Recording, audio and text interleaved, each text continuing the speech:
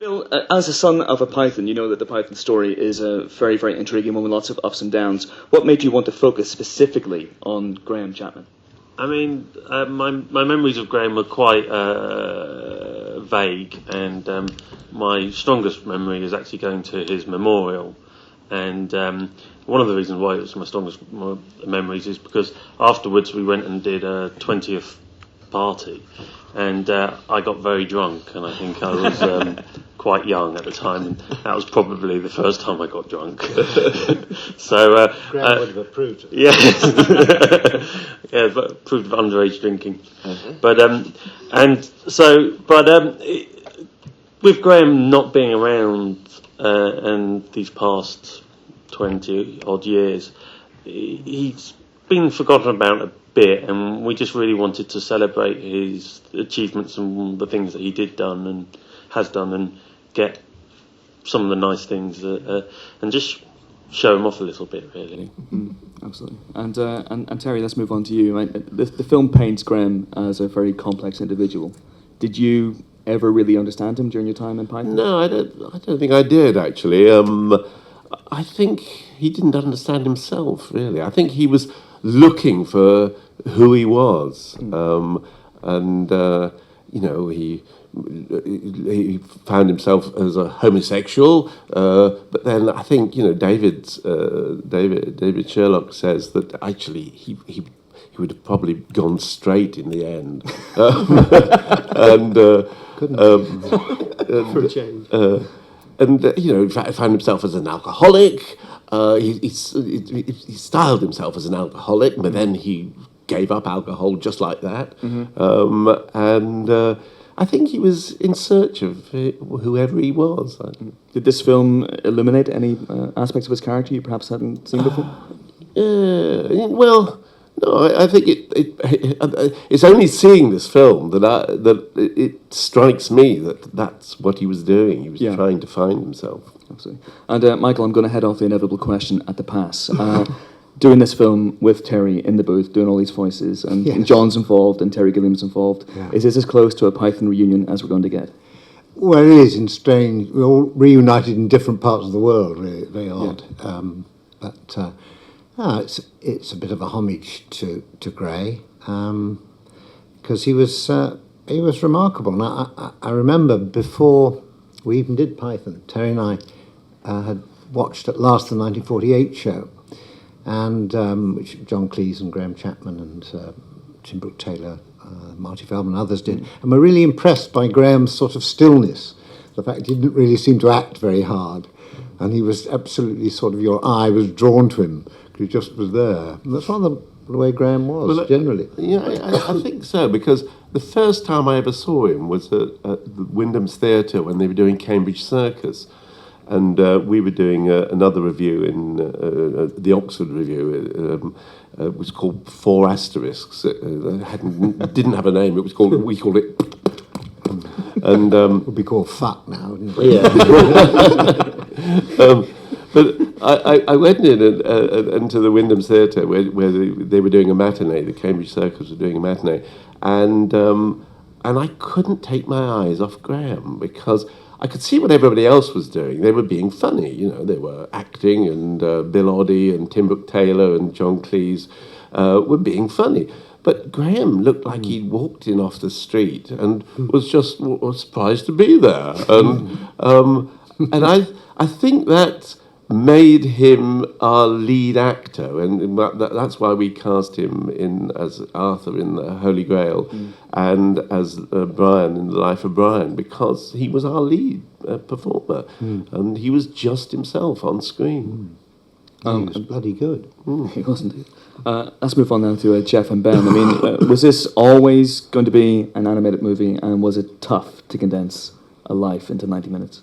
We decided we had to use animation because Graham was sadly unavailable to take part in his own life story, apart from the tapes that we found. Indeed. But Yeah, I mean, the book that it's based on, it goes off into fantastic flights of fancy, and he takes you down kind of dark alleys and up into space, and it's a kind of lots of madness, really. So it's probably something that we could only do in animation, unless we've been filming in space. And inside his mind and all those other crazy places that he takes us to. But we wanted to use different... It was always part of the plan to use lots of different styles of animation to reflect not just those different places that he goes, but also the different tones of the humour. Some of it is quite dark. The bit in Los Angeles at the end is quite cool, but quite detached. Yeah. So we were able to match the styles of the animation to the styles of his writing and the humour. Hopefully. What was the second part of the question? Yeah. I was going to ask Ben. I mean, you found those tapes of Graham, those audio tapes. Was that a godsend? At which point in the production did you find those? I mean, probably Jeff should answer that because he actually found them and brought them to us. I think. Yeah, I went up to see David Sherlock, who's been mentioned, Graham's partner, hoping actually to do a documentary about Graham, and hoping that David might have, home movies or something that could be materials for a documentary. Sadly, he didn't, but in the course of that conversation, he mentioned that Graham had been into a studio in Los Angeles, Harry Nilsson's studio, and over 2 nights recorded the entire, 2.5 hours of his autobiography as a kind of early audio book before those things existed, really. So David knew of the tape's existence, but it took me a little while to track them down, and then I pitched it as a documentary with Graham narrating his own life story from beyond the grave, with some bits of animation in, which thankfully the BBC turned down, thanks to their foresight wisdom. And at that point I walked into Bill and Ben's with some tapes of Graham's voice and some bits of animation. And we'd just done the endlessly exhaustive documentary series on Monty Python, called Almost the Truth. So we really didn't want to do a documentary, a Talking Heads, and I don't think you wanted to do any more. No. So talking, sitting and talking like you are now. I'm not you. Yeah, right, you're right. But when we said, Terry Jones, would you like to play Graham Chapman's mum? It all clicked. Yeah, the sort of eureka moment was when we realised that we could just make it as an animated film, and we could bring in the other voices, and we could edit his voice, because we were lucky because when you listen to the book, he does perform in the book. He performs, I mean, not all the time, but most of the time he performs. And bizarrely, he only performs his own lines. So he must have known this was going to happen. Yes. He was no interest in doing anybody else's. So that was the sort of moment that we thought, let's try and get this made. Let's try and get this done.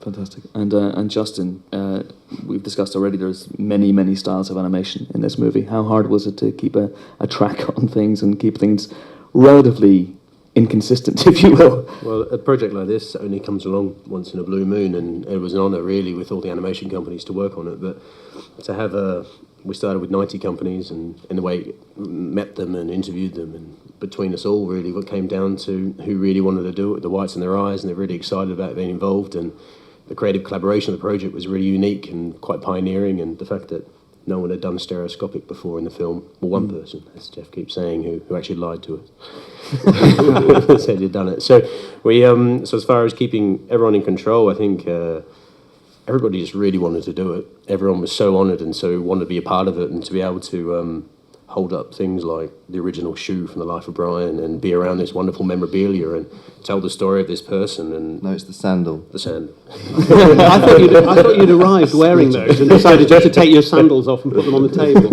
No, it was a project that from one little man in Oxford did a sequence to a big company in New York did a sequence. So it really is a lovely branch across all the animation companies, and I think it's a good legacy to animation. So, is that a genuine Graham pipe, by the way, as well? No, we did have his tobacco pouch and stuff like that. But I can't remember whether he had one of these straight pipes or the curved. He wouldn't have had a curved one. That's a bit camp. He was gay, after all. I think something like that. Yeah. Question for Mr. Palin. You once used the term unconstructive silliness, referring to the Python's humor. How much Graham Chapman was a part of this? Well, I think Graham was perhaps sillier than all of us. It didn't appear to be. He appeared to be very straight and rather serious about things. But I feel that very often Graham would be silent for a long period in writing, and then after about half an hour, we'd say something. Oh, it could be a Norwegian blue or something like that, and immediately you've got something there which no one else would have thought of. He did have a way of going to the silliest ideas, and yet, as I say, he was a very sort of seemed a very serious man. So I think he was very, very important to the construction or deconstruction or the silliness, certainly, of Python. And he appreciated silliness, he loved it, which other members of the team didn't quite as much. I mean, John quite liked being silly, but there was a point where he stopped being silly and got very serious, especially about 3:27. Whereas Graham would just be slightly wonderful all the time. Lemon curry, yes, he said. He used to say lemon curry and Betty Marsden. That's it. Yeah, when we were filming in Glencoe for Life of Brian, I'd hear Graham come in. Holy Grail. Holy Grail. Sorry. His Life of Brian. That was Tunisia. Sorry about that. Glencoe. In Glencoe. Mixed up. Yeah, it was just one mad word. We're all on drugs. Anyway, I went to bed early, being the nice one of the group, and heard in the corridor, heard Graham coming to bed saying, Betty Marsden! Betty Marsden! Then the second night he comes in, Betty Marsden! I'm on my own tonight! Betty Marsden! So on the third morning I said, Grace, you mind, it's just, I was trying to get to sleep. Can you just be a bit, okay. So the next night there was silence, no Betty Marsden at all. And I woke up in the morning, there was a little slip of paper pushed under my door, and I opened it and it said, Betty Marsden. So he was silly. Okay, I think it was Chapman in the front row. I can't see that. Question for Terry and Michael. We've heard about the tapes, but how was it for you hearing the tapes for the first time? Was it like a voice from beyond the grave, and did it inspire a lot of trips down memory lane like that last answer? Yeah, I guess so. But it was just natural. It felt just very natural to have Graham's presence in the studio when we were recording the voices. It just felt what it used to be like. It didn't tug at the heartstrings at all, but it was just natural. It was very. It was brilliant that you found it, because I think Liar's Autobiography is one of the best books about Python, if not the best. Partially because it's quite short, and also because it's all lies, and yet within the lies are a lot of truths, and it's a very, very funny book. There's a bit where he comes off the plane after the Canadian tour we all did, and we went to Los Angeles, and Graham had drunk an awful lot, and he got to this hotel, and he was so pissed, first thing he was ring up and ask them whether he'd checked in or not, and if he was in a group or not, and they told him yes, and then he said, well, I want to go to my favourite restaurant in LA, please send a limousine to collect me. And they said, are you sure? He said, yes. Are you sure you want a limousine to take you to this restaurant? And Graham said, yes, I do, thank you very much. And got quite testy about it, and got into the limousine, and the restaurant was just across the road. So it's a very funny book, and it was great to hear Graham read it, really. I thought it did bring him back, and I think it's brilliantly interwoven into the film. I don't think film could have really worked without that voice of Graham going all the way through, and it's rather nice to hear him. I'd never heard him read the book. Michael, you truly are a globetrotter. You seem to have been everywhere. When you go on your travels around the world, are you astonished at the popularity of Python and how far it reaches? Are you bemused by it? Are you gratified by it? What's the effect that it has on you? Well, I'm bemused because, we didn't expect Python to last longer than about 2 or 3 years. When we wrote, that was the life of a television programme then. And nothing was stored and kept. It's not like now, you've got lots of different media and YouTube and all that. So I think the very fact that Python still survives, and did so by the skin of its teeth. Yeah, tell the story. Howard Dell, who was our video editor, announced that the BBC were going to wipe the tapes, the first series, in a month's time, and so we smuggled the tapes out of the BBC and with Howard Dell's connivance, and recorded it on a Philips VCR, which was About this big. yes, and I thought that that's going to be the only archive of the shows. But fortunately, it then sold to the